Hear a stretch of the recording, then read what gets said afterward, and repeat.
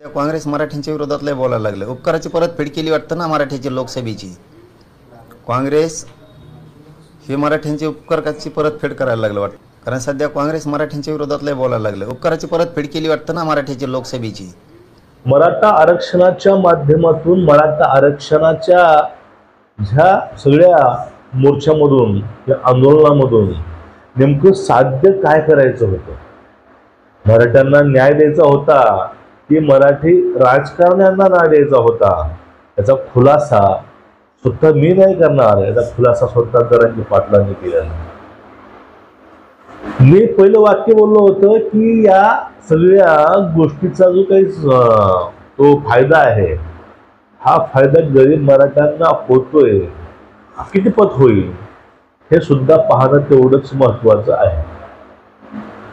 मित्रांनो, आपल्याला आज याच विषयावरती बोलायचं आहे की जरांगे पाटलांनीच बोलता बोलता कसं आपल्या बोलण्यामधून त्यांनी स्वतःला एक्सपोज केलंय किंवा त्यांनी सांगितलंय की नेमकं याच्या मागे नेमकं काय होतं आणि नेमकी आपण मदत केली कुणाला आणि नेमकं आपल्यावरती फलटले कोण हे त्यांनी दाखवायचा प्रयत्न केलाय. पण मित्रांनो, जे काय आहे ते लोकांसमोर येणारच आहे आणि त्या माध्यमातून ह्या सगळ्या गोष्टीचं आपण आज उलगडा करणार आहोत. मित्रांनो, रामकृष्ण हरी.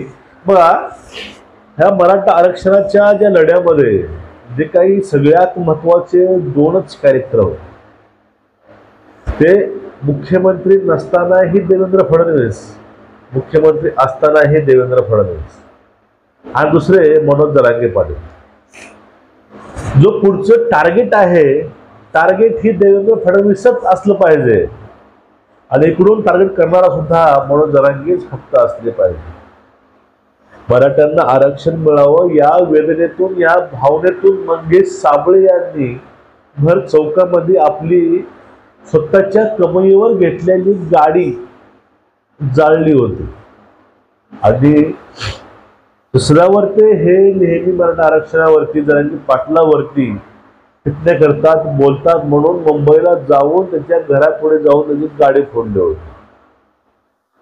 मग तरीही एकाही शब्दानं त्यांनी मंगेश साबळेंचं नाव नाही घेतलं किंवा त्यांनी कधीच मंगेश साबळेंना ते जाऊन कधी बोलले नाहीत.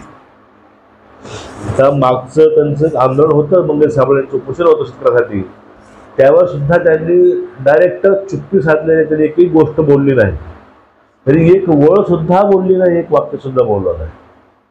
कारण याचा अर्थ असा होतो की आपल्याकडनं पब्लिक कुठं दुसरीकडे डायव्हर्ट व्हायला नको आहे आणि फक्त आपलाच फेस हा लोकांमध्ये राहिला पाहिजे.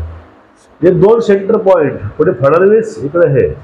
आता फडणवीस टार्गेट ह्याचं कारण काय? आता हे फ्रंटला होते, कळालं कारण काय आहे ते. पण नेमकं देवेंद्र फडणवीस टार्गेट करायचं कारण म्हणजे एकमेव कारण एकच आहे की देवेंद्र फडणवीस हे त्यावेळेस उपमुख्यमंत्री होते, त्यावेळेस सुद्धा ते सगळे काही आहे चालवायचे आणि परिणामी जे काही काँग्रेस आहे, राष्ट्रवादी आहे, शिवसेना आहे, त्या सर्वांच्या वाटेमधून जो काही अडथळा होता तो अडथळा म्हणजे देवेंद्र फडणवीस. आणि त्यांना वाटेमधून काढणं हे अतिशय महत्वाचं होतं आणि तो प्रयत्न तेव्हापासून आतापर्यंत झाला. मराठ्याकरता, समाजाकरता काहीही करू द्या, भले आता आरक्षणाचा मुद्दा सुद्धा सॉर्ट करू द्या, हे सगळं करूनही आताही टीकेचे धनी हे सध्या देवेंद्र फडणवीसच होतात. कारण सिंपल आहे, कारण फक्त द्वेष आहे, त्यांना त्या पदावर ठेवायचं नाही. आता विषय आहे, ज्या ज्या वेळेस पवारावरती प्रश्न विचारले गेले त्या वेळेस ते काहीच नाही बोलणार. तर झालं काय आता की जे काँग्रेस आणि राष्ट्रवादी शरद पवार साहेब आता यांचे सगळ्यांचे जे काही फॅक्टर आहे, जे वारे आहे बदललेत आणि ते आता जरांगे पाटलांच्या विरोधामध्ये, आरक्षणाच्या विरोधामध्ये बोलू लागलेत. मग त्यावेळेस जरांगे पाटलांना नाही इलाजानं यांच्यावरती बोलावं लागतं आणि त्या बोलण्यामुळे ते बोलून गेले की लोकसभेला तुम्हाला आमच्यामुळं जो काही झालेला फायदा आहे तुम्ही तो विसरलात. आणि त्यांनी जे काही बोललंय ते आता फक्त त्याचं एकच कारण आहे की ते जे काही लोक आहेत हे लोक जरांगे पाटलांच्या विरोधामध्ये जात आहेत. जरांगे पाटलांनी त्यांना मदत केलेली आहे लोकसभेला. त्यांनी स्वतःला सांगितलेलं आहे, त्यांनी स्वतःने प्रूव्ह केलंय, स्वतःने सांगितलेलं आहे की आम्ही त्यांना मदत केलेली आहे. पण त्या मदतीची जाण त्यांना राहिली नाही. त्या ठिकाणी तेही सांगायला पाटील म्हणजे घाबरले नाही. म्हणजे एकूणच काँग्रेसला त्यांनी साथ दिलेली आहे.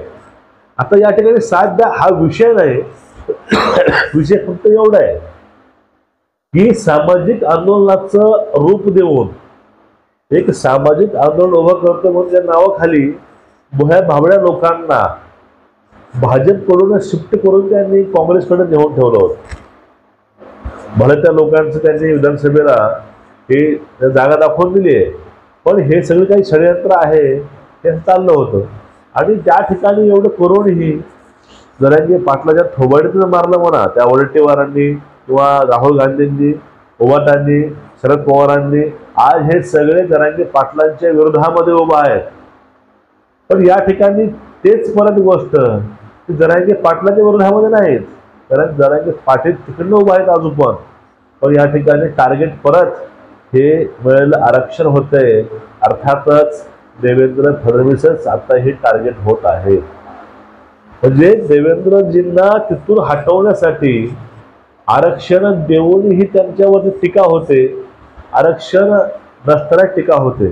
कोणी दुसऱ्यानं चुका करायच्या, चुकाचं खापर हे देवाभावावरच फोडलं जातं, एक शोकांतिका आहे. आणि कसं मराठ्यांनी किंवा याच्या माध्यमातून जरांगे पाटलांनी प्रेरित करून लोकांना भाजपकडनं काँग्रेसकडे शिफ्ट केलं होतं. अरे तोच मराठा समाज आहे, धर्मासाठी राष्ट्रासाठी हा समाज तलवारच्या धारेवर हे युद्ध लढलेला आहे, शिवरायांचा समाज आहे. ह्या समाजात तुम्ही विरोधामध्ये उभं केलं हिंदूंच्याच. आज जे काही आरक्षण मिळाले यात फायदा होईल नाही होईल हे सांगता येत नाही, पण जे आपलं आरक्षण गेलंय त्यामध्ये तोटा मात्र आपला भरपूर झालाय. EWS मध्ये नेमकं आता फायदा कोणाचा होतोय? नेमकं केंद्राच्या नोकरीमध्ये नेमकं आपलं जो आरक्षण होतं त्यात नेमका फायदा कोणाला होतोय? आणि स्टेट लेवलला जे काही मागच्या भरत्या होऊन गेल्या त्यामध्ये EWS मधून मराठा वगळल्यामुळं त्या ठिकाणी कुणाला फायदा होतोय एक वेळेस ते पाहून घ्या. तुम्हाला कळेल की या आंदोलनामध्ये ते लोक त्यांच्या पाठीमागे का उभा होत. एकूणच हे जे आंदोलन होतं हे आंदोलन फक्त पवार प्रेरित म्हणा किंवा काँग्रेसला मोठं करण्यासाठी होतं ते म्हणायला काही हरकत नाही, कारण ते उघड जरांगे पाटलांनी सांगितलेलं आहे.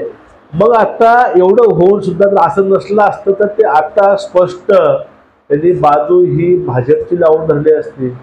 अरे फक्त एका लहानशा गोष्टीवरनं ते स्टेजवरनं उतरून देवेंद्र फडणवीसांची आईबाई काढून त्यांनी सागर बंगल्याकडे कूच केली होती.